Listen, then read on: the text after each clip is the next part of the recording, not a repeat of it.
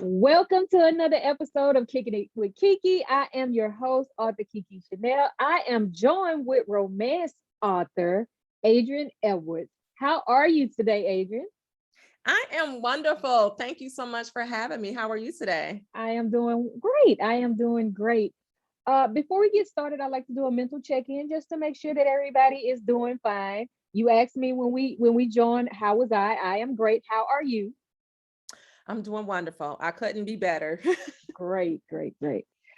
For everybody that's new to Kicking It with KeKe started back in 2017 as a blog.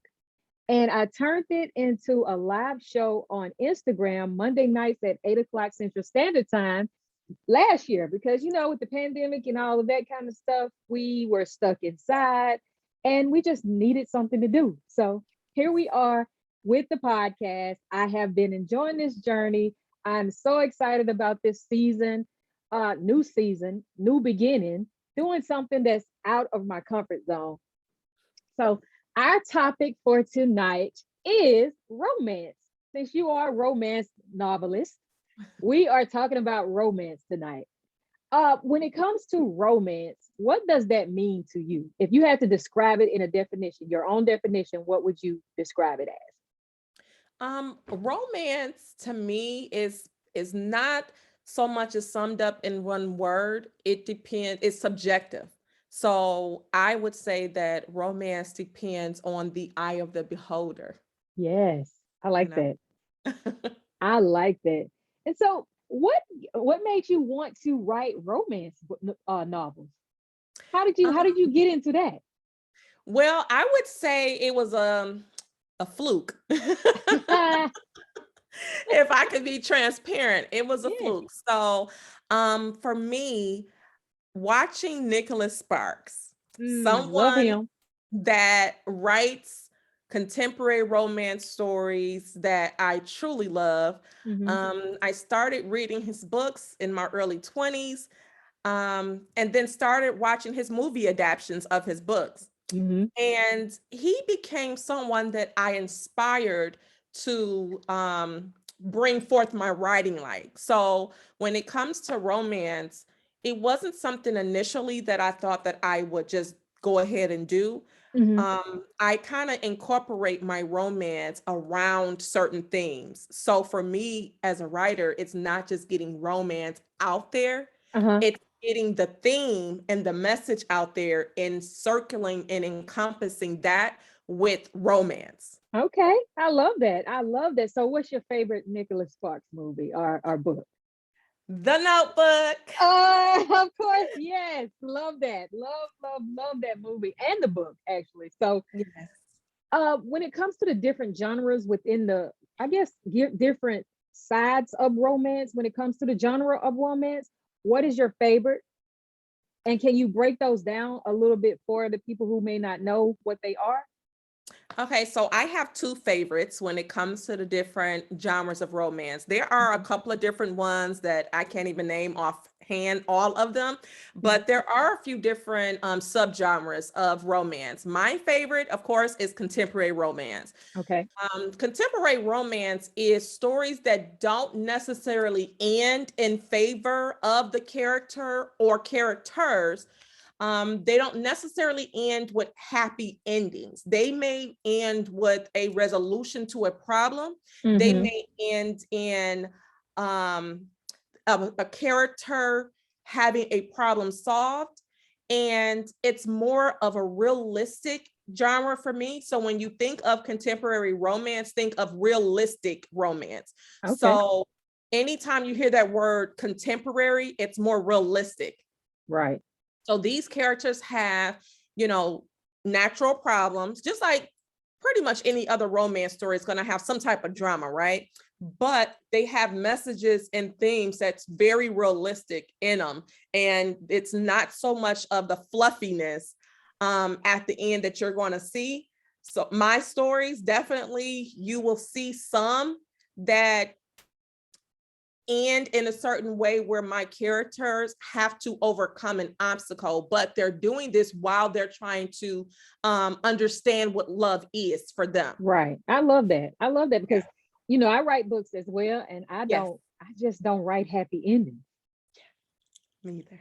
They're not, I mean, we would all love a happy ending, but Yeah. some gonna shake in a Kiki Chanel book all the time. You think but then I throw in a plot on top of a plot, and then you like, wow, what did she do? And Yes. yeah, And I get, that's one thing I like about contemporary romance. There are plot twists. yes, There are more deeper plot twists, yes. That's something that I love.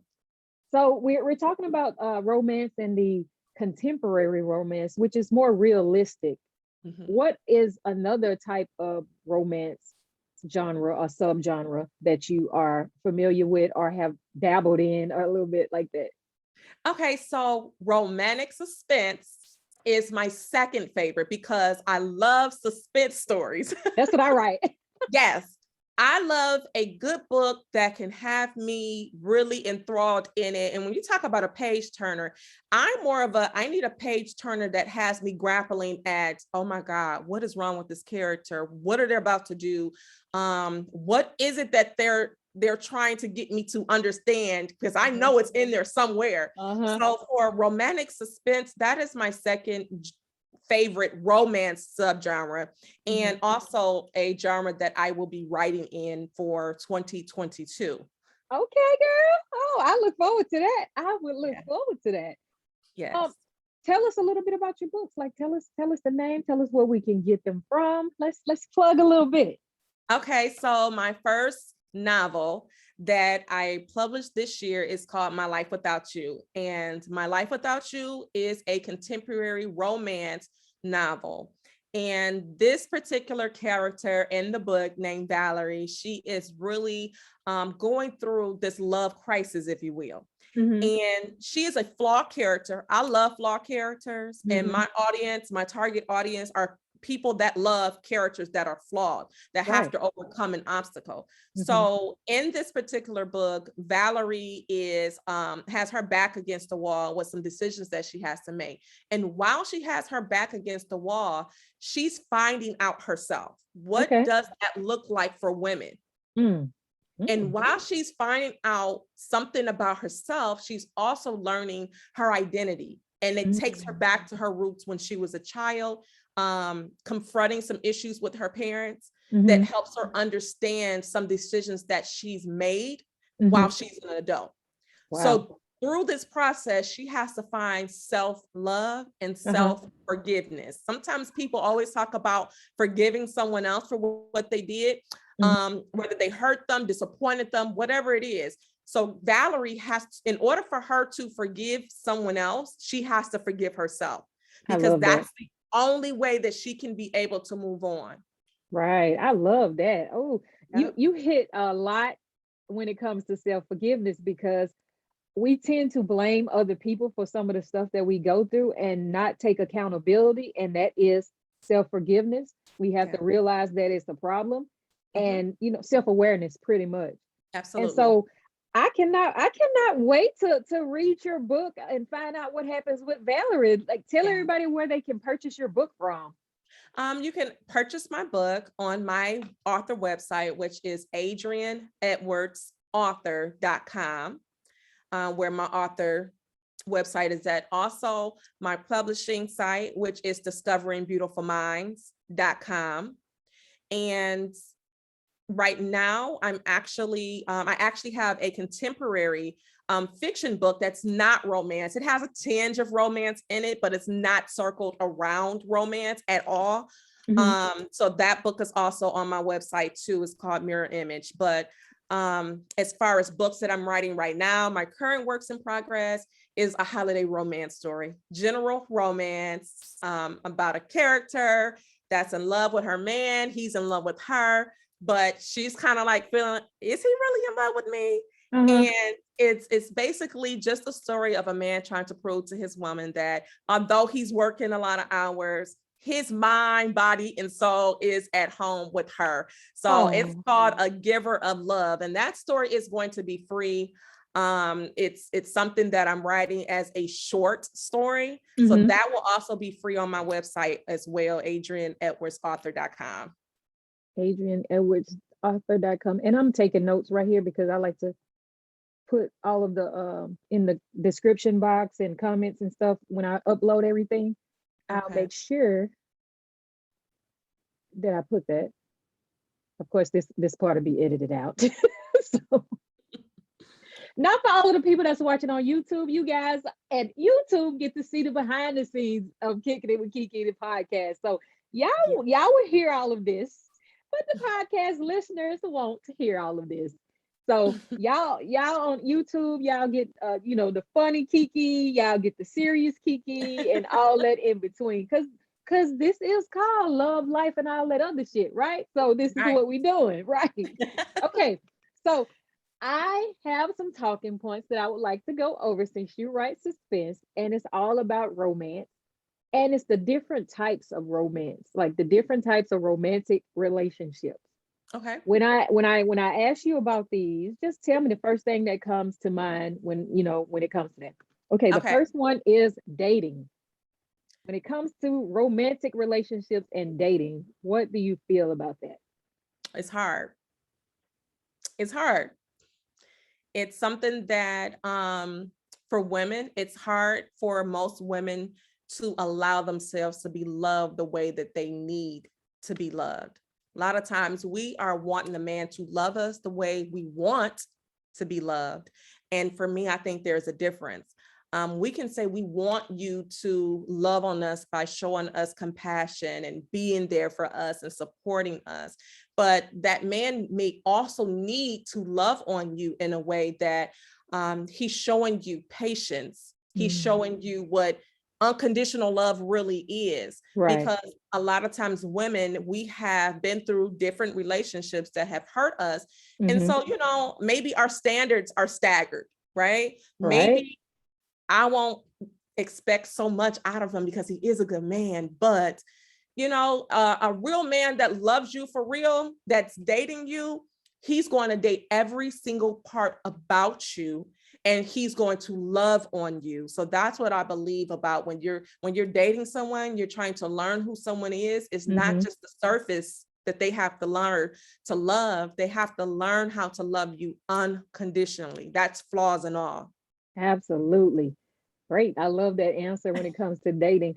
The next type of romantic relationship is committed relationship.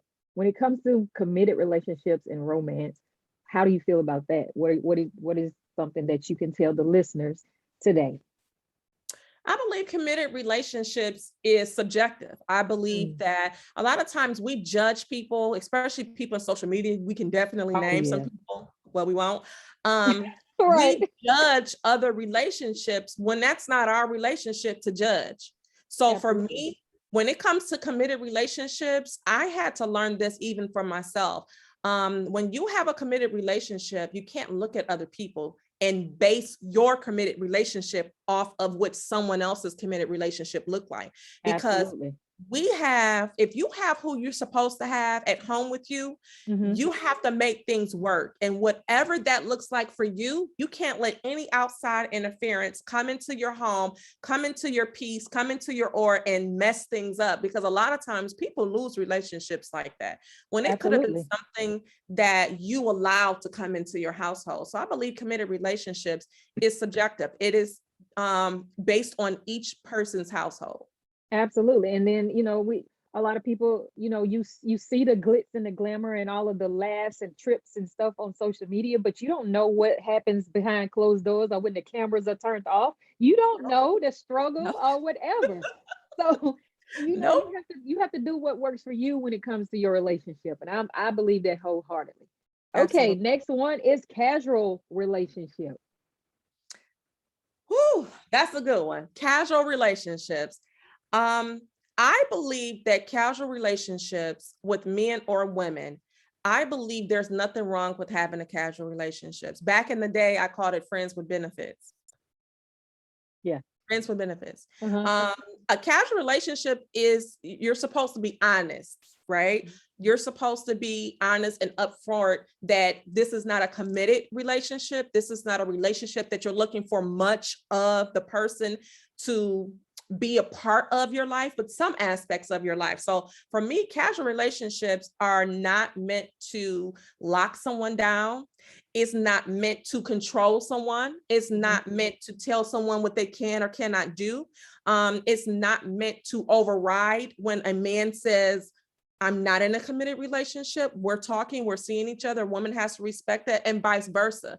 A man also has to respect that too. And when you find yourself maybe falling in love with the person, you still got to take a seat back, because they may not be at the place where they're ready to settle down and commit. And you can't really get mad at anybody when they told you up front, this is just a casual relationship, or friends with benefits, as I like to You call get mad at yourself because you fell too deep. That's it. Yeah. You got to learn how to disconnect.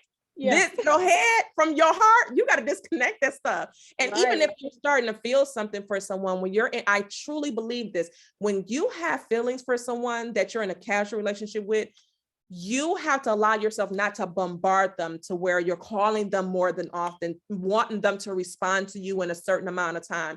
You have to talk to yourself and tell yourself, I cannot let myself look like I'm falling too deep, until both of us, if at all, come to a mutual understanding that we want to take things further. Right. Absolutely. And I love that. Okay. So the next one is casual sex.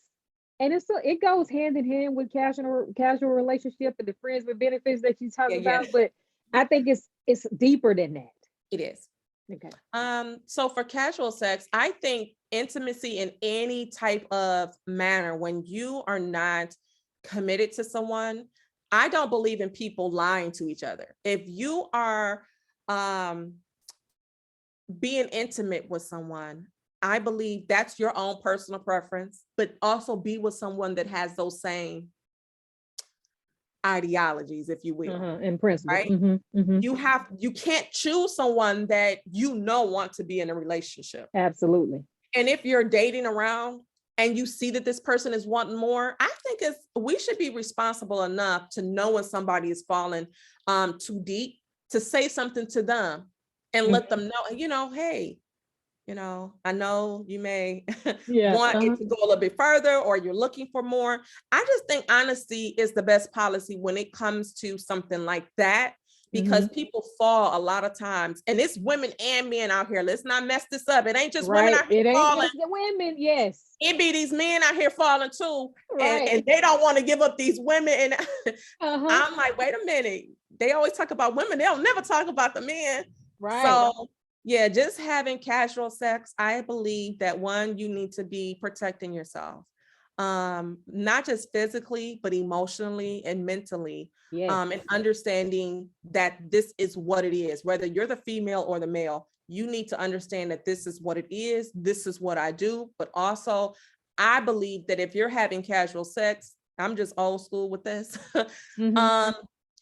Be honest, one, and try, if you can, not to have a lot of multiple partners. If you do, to each their own. I know a lot of times people like, no, we do what we want to do. Yeah. To each their own, but be protected, mind, body, and soul, period, point blank. Yeah, because you don't want to have to end up at the clinic and then you calling all these people saying, hey, I need you to come on down.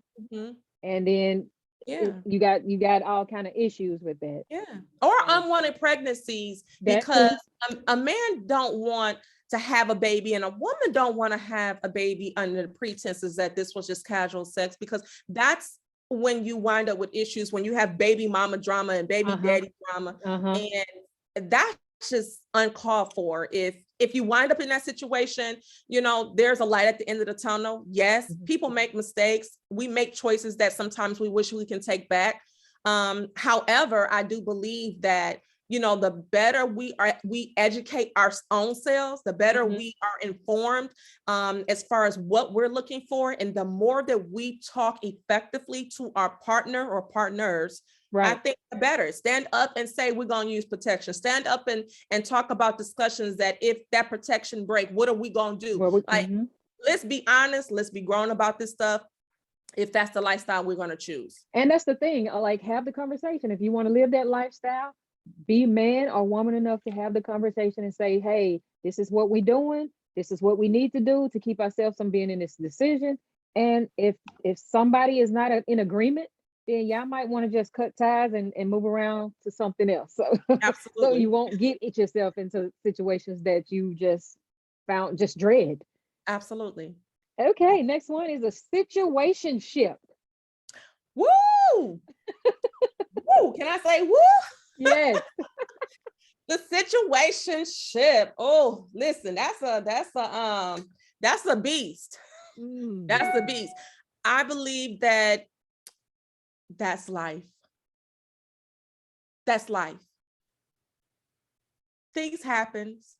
Again, I'm a firm believer that your business ain't my business. right.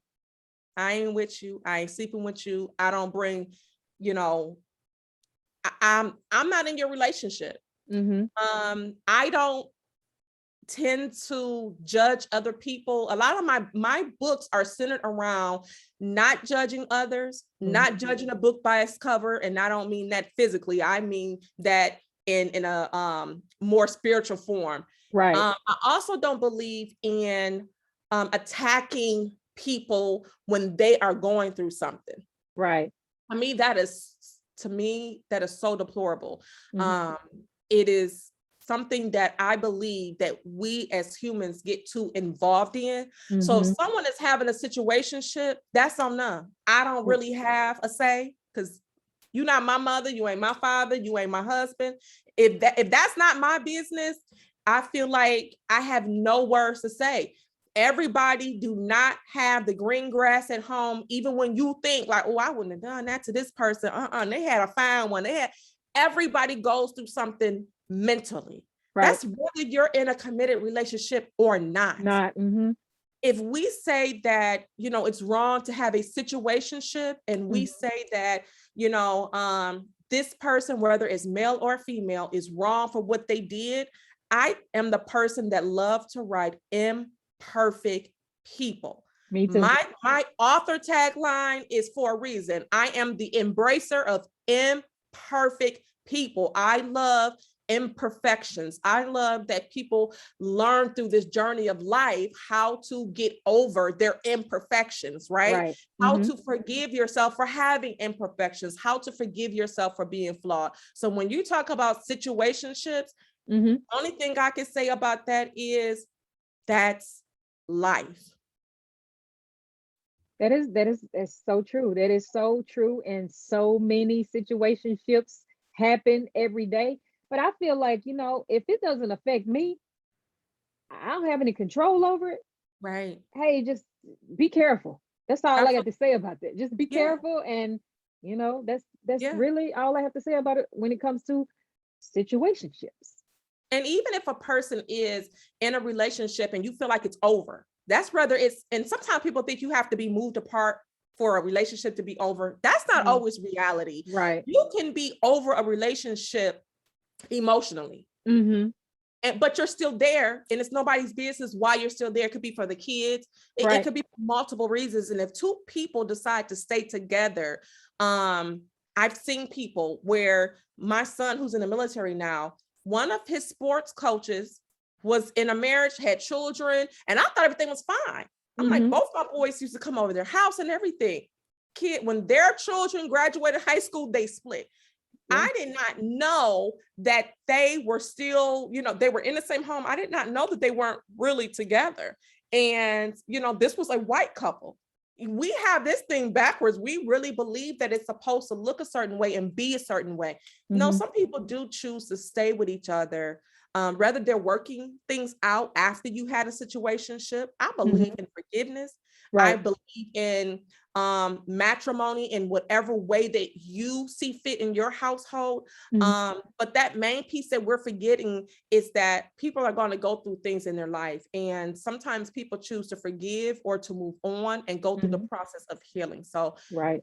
that in a nutshell is something that I truly, truly believe in. Right. And I love that word healing, because whether you're dating in a committed relationship, casual relationship, just having casual sex, or a situationship, you have to heal in order to make anything work. Absolutely.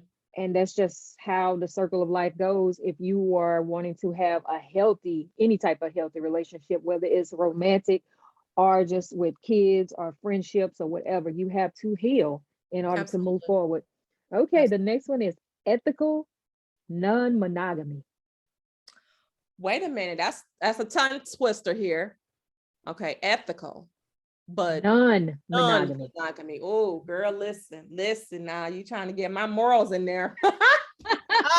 You trying to get my morals tied up in here and my values, okay? Hey, I told you I had some stuff for you. Listen. Let me keep it real. Can I keep it real? Ma'am. If I was an author that was writing such a book on this particular topic, I don't think I could finish it. I don't think I could finish it. I think that it would challenge me. And this is the part, like, my life without you challenged me. It was, oh, that girl challenged me. Okay. I had to really dig deep, and it's the depth of this character was very deep. But when you talk about ethical non-monogamy relationship,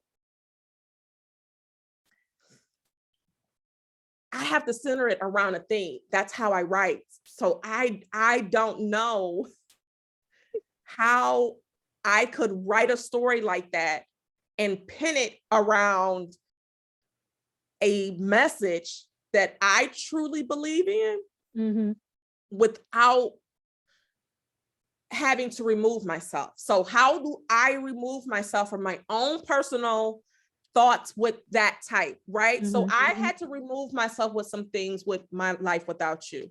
How would this look if I was writing characters based on this? I personally believe that one man, one woman, one band, one sound. Right. One band, one sound. Yes. I don't know how this is going on. I don't know. That's my own personal business. And that's your personal business if anybody out there choose to do it. But for me, my morals and values are too caught up. And, I talked about that forgiveness piece, right? I talked about if that's their business, that's their business. This is a touchy subject for me. Cause I be in my own self. I ain't gonna lie. I told y'all we all flawed now. We all flawed. And that is my flaw. I'm literally thinking, why is anybody in the world agreeing to this? Yeah. That is my flaw. I said it, I own up to it. I mean, but it happens. It happens every day. It does. Are cool with it. Like I follow this guy and he gives great information about investing and building generational wealth and all that, but he has like 4 or 5 wives. Yeah, and then sometimes they attach that to biblical, right? Sometimes people use biblical history to tie in to the way their relationships work, and not just biblically, but other cultures, right? That are also involved in this. It's kind of hard because I believe that sometimes women are caught up in this because, one, it depends on your culture. Right. There are cultures that still believes in this. And the women, this is how they're born and created into this culture. So of course you're not going to think anything is wrong with it, right? But when you live in America and it's perceived as not the norm, how do you become entangled? All right, Jada. How do we become entangled with that? You met him and you was dating him, and then when you found out it was another woman, he was just too good in bed to let him go. Like, I be thinking, like, is it the D? I'm saying, like, maybe it is. It's got to be something. This little man that I'm talking about is not. He ain't much to look at. He real skinty. All his wives are like beautiful, and I'm like, he must be very charismatic. He's a man with many words. And it's funny you mentioned that because a couple of years ago, I saw this man dating a girl on social media, And I found this page by happenstance. I don't know, might have been in, you know how Instagram will do it where people like is real popular. Yes. So they'll show it to you. Show it to This man was dating this girl, but the plot twist was he was dating her sister. And the double plot twist was they both knew and they were twins. Oh. Yeah. Okay. And they were happy. Okay. I don't think I know. No. Not my sister. Not no woman, but not my sister. Right. Not even my friend. Like, it's just some things that you just don't do. Not your friends, nothing. Like I ain't, and I won't. Yeah. It's the code. I myself have to be single for the rest of my life. Okay. To do, yeah, I get it. I get it. So you guys are listening to Kicking It with KeKe, love, life, and all that other shit. I am here with romance author Adrienne Edwards, and we're talking about romance. She writes romance. We're getting off into it, and we just talked about the different types of romance. Now we're about to get into a little bit, something a little bit more deeper. We've all heard about the love languages, 5 love languages. Yeah. How do you feel about the love languages? Do you agree with them? Do you think that they vary from person to person? How do you feel about that when it comes to love languages? That's a great question. I am going to be transparent here. Okay. So I've been married to my husband for 11 years. And some few years back is when I learned that God sends us who we need, not who we want. Because after you get married and the honeymoon stage is over, sometimes you question, wait a minute, was we supposed to? Whatever your thought patterns is, and even reading Michelle Obama's book on Becoming, her mother went through this every year. I said, okay, thank you for making it clear for me, because I thought I was the only one, and you get shamed if you think this way. But as a mother, no, you're not the only one. You see what I'm saying? It's like she had a mother that told her this. Wow. So it helped me to even understand that years ago, what I saw was the truth. So here it is in a nutshell. Yes, Becoming. Yes.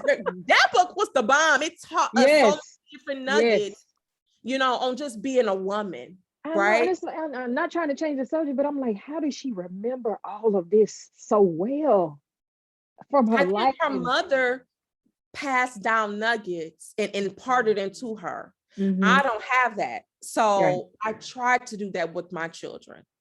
I truly believe that the love languages, once I believe in them, let's answer that first. I truly believe in them. And the reason why I do is because it changed my life. Me and my husband love to get journals that's on marriage. So it asks you questions. It talks about different points in your relationship. And you get to share this with each other, right? Even in certain photos and stuff, it's really good. And it's something that we do sometimes to spend time with each other. So one day, a couple of years back, I looked up love languages. Maybe my oldest daughter told me about it. I don't know. Somebody did. I looked it up, downloaded this app, girl. Here, me and my husband about to try. We love trying different things to, have date nights. Right. So that was a part of our date night one day. We had maybe a picnic, candlelight, and we were talking about our different love languages. And you know what I found out? We, as a people, love to demand others to love us the way our love language is. Yes. So I am an acts of service mainly person. Okay. I don't need words of affirmation. I don't need, I'm not a cuddler. I'm not a, touchy feely person. I'm not. But I didn't understand because my husband was, I kept thinking like, what's the problem? And come to find out what the love language is, I was pushing my love language on him and he was pushing his on me. Right. You want me to be you and I want you to be me. Like we were really trying to make each other believe indirectly that the way we were loving each other was sometimes wrong, not all the Right. time, but Mhm. sometimes. You know, Mhm. how can you get on someone and tell them what they're not doing when that's not their love language? Right. So what the love languages do, it helps you remember that, hey, for me, my husband love words of affirmation. So let me remember to say, hey, babe, you know, thank you so much for cooking dinner. I really appreciate you. I'm remembering to send texts because that wasn't me. I'm not a texter. I'm not going to stay on the phone with you long. Mhm. It made me say, it's okay to answer his FaceTime call. It's not him trying to check up on you. And I don't like FaceTime. I'm old school. Like, I'm where Yeah. I'm at is where I'm at. Right. Um, Right. I see so when I it did that. allowed me to touch him more to Mm. in places that only you would know how to do if that is your partner, right? Right. So touching him in places of words of affirmation, allowing myself to hold his hand, allowing myself to ask him more than just how was your day. Is that something that happens consistently all the time? Being transparent? No. It is a continual work in progress, and it is something that you have to work on for the rest of your life. It doesn't always come easy because you're stuck in yourself sometimes, and you have to remember, hey, this person needs to hear this, or Right. this person needs you to take them out and do something Something. because Mhm. they like to be taken out. This Mhm. person may need a card, flowers, candy, whatever it is. We have to know each other's love language and not blame the other person when you feel that they're not doing what you want them to do. I had to pick my pen up. I'm sorry. You're fine. I know she dropped something. Yes, it was driving me. But when it comes to love languages, for the listeners who don't know about love languages, it's five of them. And the first one is words of affirmation. Then you have quality time. You have receiving gifts. You have physical touch, and you have acts of service. Yeah. I believe in the love languages. I do believe that a lot of people, try, just like you said, try to push their love language off on the other person, and not because it's easy. It's easy to do that because you're projecting Yeah. and you don't have to do the work. So Yeah. figuring out someone else's love language, it takes work. It takes dedication and commitment to doing so. And I'm a firm believer that love languages change over time. Yeah, they can. Yeah. Because we changed. We definitely changed. And I say that, I say the same thing like to my husband. Like, we are not supposed to be the same people we were when you met me in my 20s. Not gonna happen. I'm not Mm. her, she not me. Because you're forever evolving, and that's the way you were created to do. To be, We are not yes, supposed to act like our 20s when we 30s, in our 30s. If you 40, you kind of not acting like your 30s. Every decade of my life, I've learned that I've grown in different ways. Things that I used to like to do, I don't like to do them anymore. yeah, the loud Um, noise get on my nerves now. I don't like loud noise. oh Like, oh, girl, why you doing that? Just sit down yes, somewhere. yes. And I'm a teacher, and I'd be like, Oh, is it yeah. me or is this too loud in here? Uh-huh. Yeah. Oh, man, listen, when I turned 40, it was like a light bulb, like, oh, and I'm like, Yes. wow, this is what everybody talk about. You find yourself, you get into yourself. Like, my tolerance for bullshit is just, I don't have it.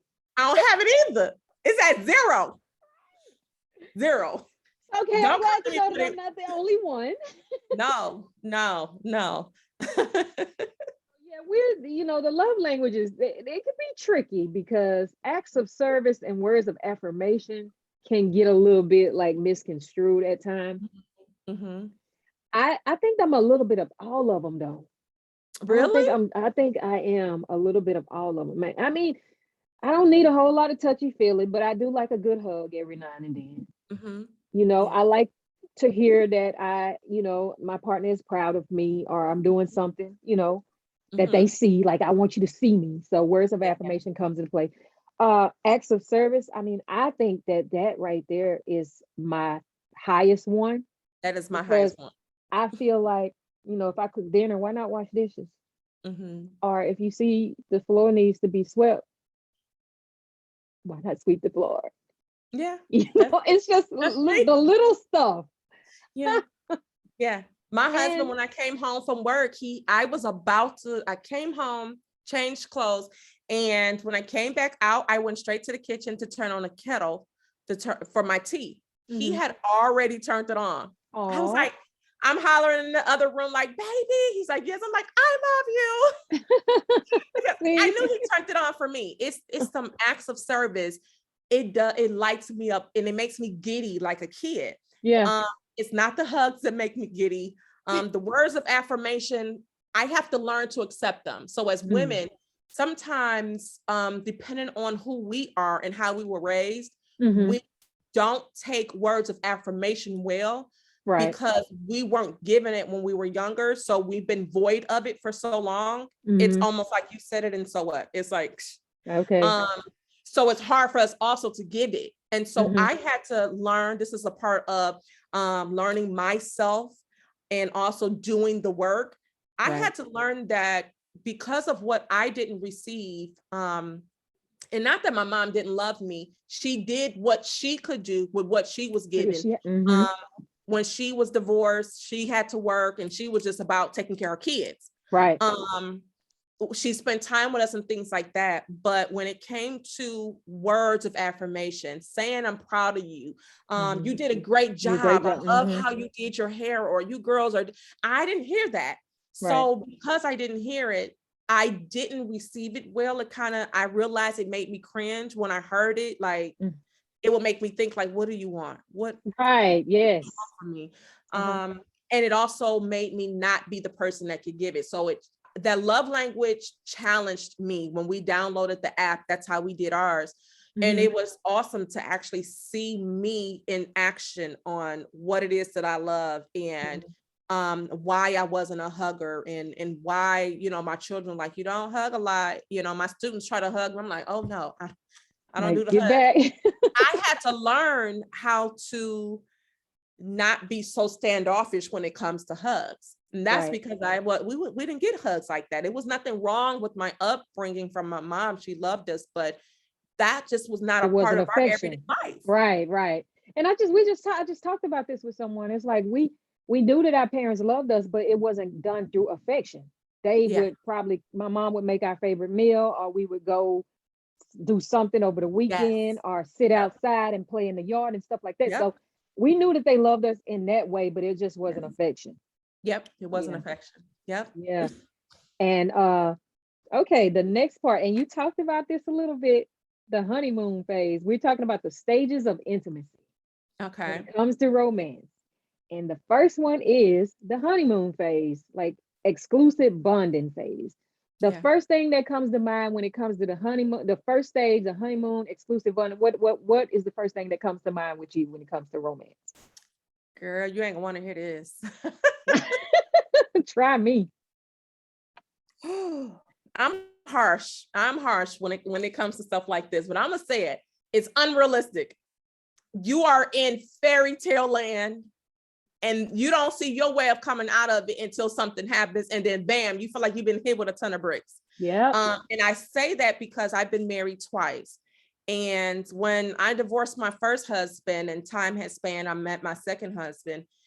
I remember seeing the giddiness in his eyes and just saying, this gonna all change. Don't worry about it. I'm a realist. And so he really just did not understand what I meant. And when I talk, my cousins used to be like, girl, the way that man look at you in your eyes, he just stands there like you're talking about Jesus or something. He just really looks into taking your it all eyes. in. Yeah.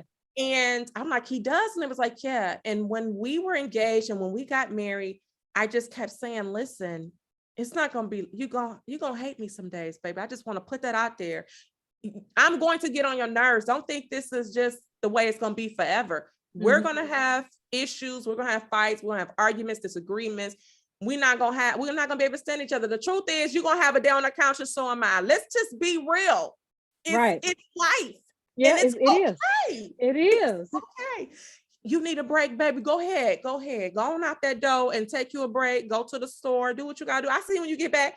We have to learn that sometimes that honeymoon phase, it's okay to be in, but it kind of sets you up for failure if people don't warn you that it's great to be here, but but always put in that work to show each other that when you're not here in this honeymoon phase, that you're still going to be willing to work. Because when you don't have that mentor, you don't have that ideology of the honeymoon phase is just a phase for real. It really is just a phase.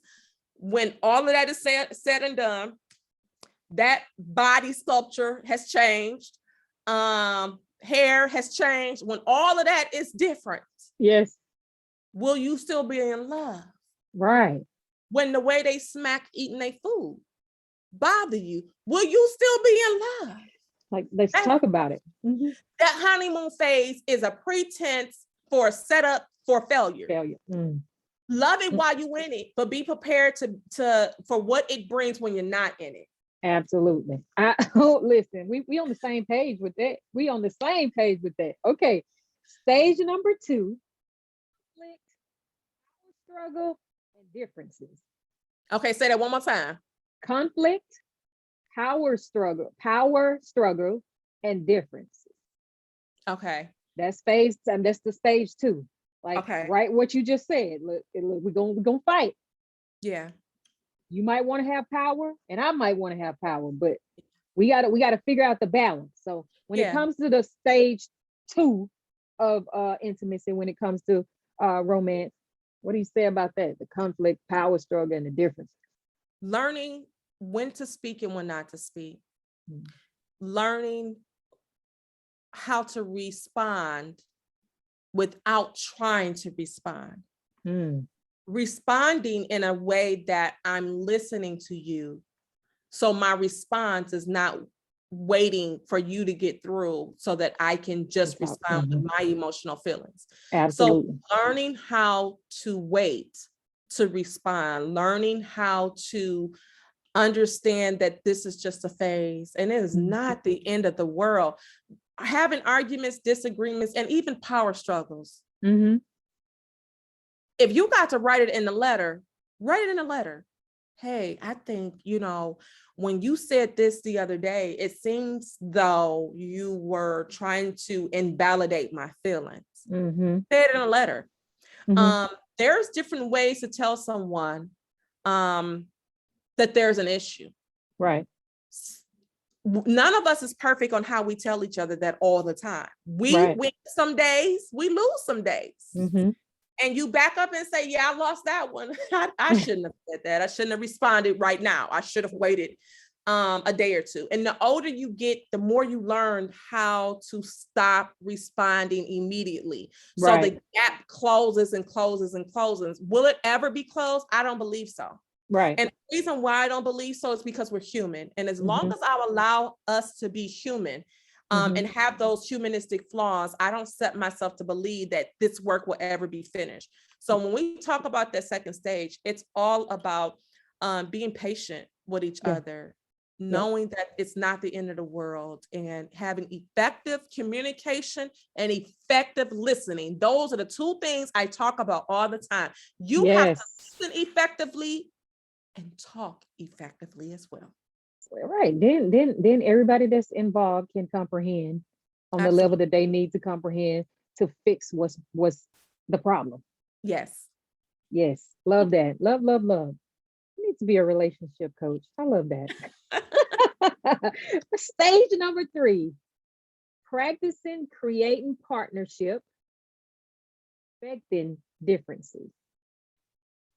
Practicing creating partnerships, and respecting differences. Like we gonna agree to disagree. Absolutely. Yeah, I believe in that.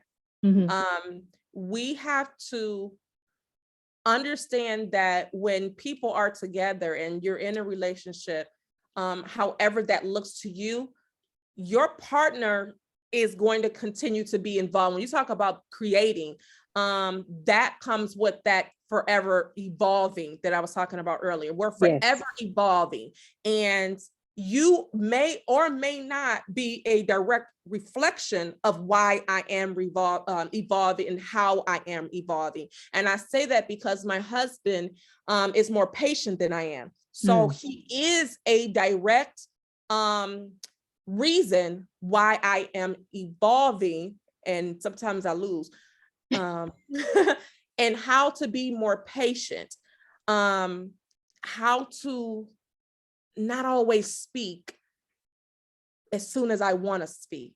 Mm-hmm. Respecting the differences has been something that has been hard for me because I am a Cancer. It's like, Girl, let me get off. Let's get off this thing, man. I am married to a Cancer. Like my best friends are Cancer. I'm surrounded by Cancers. I was gonna ask you your sign though, and I thought you was gonna be a Capricorn like me. oh, no, I'm a Cancer. Okay. I'm a Cancer. Cancers are we're very emotional, and we don't like to admit that, but we hate that part about us. Right. I hate that I'm emotional because remember I said growing up, I didn't have that peace. Right. But that doesn't mean I'm not emotional. I am emotional at inopportune times. So I'm mad when I get emotional. If I cry, I'm mad because I'm showing my vulnerability. Right. Cancers are more direct on this is what it is. This is what we got to do. It's really, a lot of times we don't leave room for anything else. Yeah, y'all get on my nerves. I'm just gonna go and say, y'all get on my nerves. It is unfortunate, and I'm learning, telling God to help me. It is unfortunate. And even when we speak, a lot of times, I know for me, when you talk about respecting the differences, a lot of times I have to see myself when I'm talking and say, you're not respecting that he can have an opinion. You're not respecting that he is different and he is not agreeing with you. It's hard for me to see when my husband is not agreeing with me. Right. And what is his sign? He is a not Leo. I can hear him say it in my mind because the only sign I know is Cancer and Taurus is off the back of my hand because I don't get along with Tauruses. His birthday is August 31st. Virgo. Mm-hmm. He's a Virgo. He's so sweet. He's so sweet. Sometimes I have told him, I don't know why God sent you to me. I don't even deserve the sweetness like that. It's like, you should have said that for somebody else. But again, I say God sends you who you need, not who you want. Yeah. So it's like he sweetens me up because I'm always have this front on to protect myself because that's how I had to be all of my life. Right. So again, when it comes to differences, I had to learn, and I am still learning, that it's okay to have differences of opinion. And I tell him a lot of times, I'm going to agree to disagree, but then I don't like to hear that. So that's my transparency, is that I don't like to hear it, but I can actually give it. I'm the giver and not the receiver, but I am a work in progress. Yeah, I mean, that's good. That's good. As long as you know the first thing of anything is admit that there is the problem. Absolutely. Like, acknowledge. Yes. Okay. So number 5 is mutual interdependence. Oh, girl, yes, that's toxic. It's toxic. In relationships, we have to learn to love ourselves unconditionally, flaws and all. I say that all the time. In that, we will allow ourselves to be able to operate and move without our partners. Right. Because when you say that, this is what I think about when people say, oh, he completes me. Oh my God. I hate that. That means without them, you're not complete. So I used to tell my husband, I said, I want you to understand something about you and I. You don't complete me, and I'm telling you that you don't right now. He looked at me, I said, nope, and I don't complete you. Right. Don't ever tell anybody that I complete you. We complement each other. Exactly. Because you're my better half.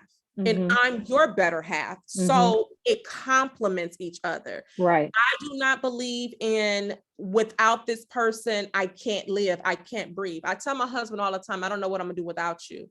I want us to live the rest of our lives together, but death is inevitable.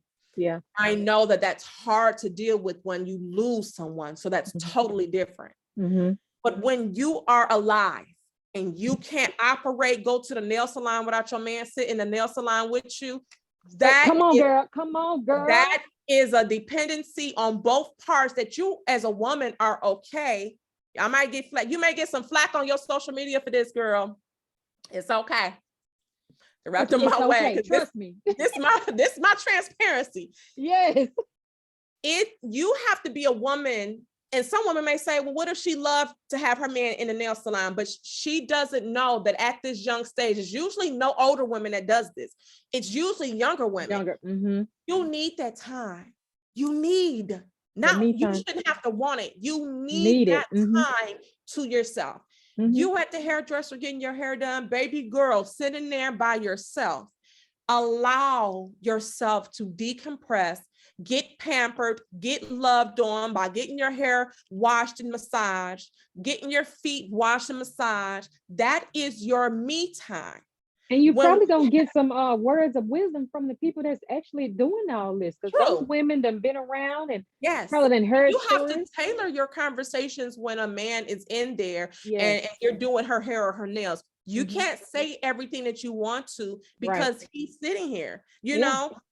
Sometimes that's when we gleam on each other. That's when we lean. That's when we become each other's strength. That's when we love each other. So we, can get inspired by one another. We need those times. So when you talk about interdependency, that's the first thing I think about. Oh yeah. That's the first thing I think about, something like that. We have to know that we can stand without our partner. It's okay to be in the room and the other person is playing a video game. It's okay to let your partner go out with the girls. It's okay to let him go out with the fellas and play pool or whatever, basketball playing, or just sit around and play cards. Everybody needs that time to themselves. And when you find yourself wanting time to yourself, if you have been in that type of relationship that you depend on the other person, they depend on you, it's hard to detach, and the other person is going to feel like you are abandoning them. Exactly. Yeah, I have someone that's close to me, and she's the perfect example of you just depend. That is just, it's toxic, because if I call you and he answers the phone, I'm gonna feel some type of way because I called to talk to you. Absolutely. Absolutely. Don't put me on speakerphone when I call. Why? Yeah. No, thank you. I'm gonna call you back. I'll talk to you later. I got something going on. I'll call you back. No, I'm not calling you back. Yeah. Try to get out of that situation. But so this has been a great conversation. I appreciate you coming to kick it with me today. We have been talking about romance, the different phases of romance, love languages, the different stages of intimacy. And now, before we close out, I want to talk about the 3 stages of love. Okay. First stage, first thing that comes to mind, lust.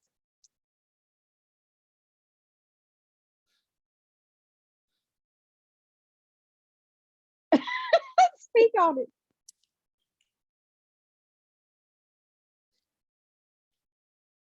I don't even know the first thing come to mind. I would say this: you have to know the difference between love and lust. Know when a man is lusting after you compared to trying to love on you. When I was a teenager, I had my daughter at 17, and my daughter's father, his mother, bless her, rest her soul. When I left his house, because my mom put me out, it wasn't because I was pregnant, but this was after I had our daughter. I went to go stay with my daughter's father, but I left because I'm like, I'm not trying to be with you like that. I'm trying to finish school. I'm trying to get something done with my life. We were not in the same direction. And she said to me when I was leaving, my son loves you. I said, your son lusts after me. And I was 17. We have to know the difference between love and lust. And a lot of times women are caught up in relationships thinking that it's love. You're lusting for something, and it could be abandonment because your father was not there. You're lusting for that attention. A man is not the only one that can lust after a woman. A woman can lust after a man, and it's not just about his assets all the time. It's not just about how he looks all the time. Sometimes we're lusting after what we think you can complete inside of us. Yeah, I love that. If more people did evaluation when it comes to love and lust, it'll be so many relationships that are healthy and not toxic. It's ridiculous. Yeah. Okay. Second stage, attraction. Oh, that attraction, boy, that's a beast. Yeah. Attraction, it'll get you in trouble, girl. It'll get you in trouble. You gotta learn how to tame that beast, because it's it's a monster. I believe that people can, and when you say attraction, you can be talking about a wide variety of things, but I'm going to talk about it from a married aspect and not someone that's single, because we know what that looks like. And right, exactly. So in a married stage, I remember telling my husband when we were engaged or newly married, I told him, I have eyes, I'm not blind, and so do you. Because we're getting married, I'm not that woman that's going to think that I'm gonna pluck your eyeballs out. You're going to be attracted to people. Don't ever feel like you have to, we can be respectful. I'm not talking about being right, exactly. But I don't ever think that my husband don't find another woman attractive. Like, I joke all the time, Janet Jackson is your other wife. If that woman stay next door to me, I'll be in trouble. Right. He love him some Janet Jackson. But my husband loves Sanaa Lathan. And see, he know I love me some Michael Ealy. It's like the attraction is okay as long as, and people may say, well, that's people you can't see. Even if it's someone around you, allow yourself to know that you were attracted to them, because your senses are going to go off. You're human. But allow yourself the knowledge to know not to act off your attraction. Right. It's have to be healthy, and you have to have boundaries. So if it's to the point where it's consuming you to the point where you want to act on that, then that's a problem. That's something that you're going to have to check within yourself. And that goes for men and women. Yes. And even in marriages, I believe when you, like I said, it's a lot you talk about that, but even in marriages, I feel like women are always supposed to find themselves trying to be attractive to their husband. If I always wear my hair down, I'm gonna pin it back up to make you notice I done did something new to my hair. I think men are supposed to be the same way. If you got to buy yourself some new drawers, I don't know. I don't know. If you wear this type, wear a different type. I don't know. Put forth the effort. You have to do something, because even when you say, how you like my haircut, it's the same haircut. It's real nice. Been 10 years. It's been the same nice haircut.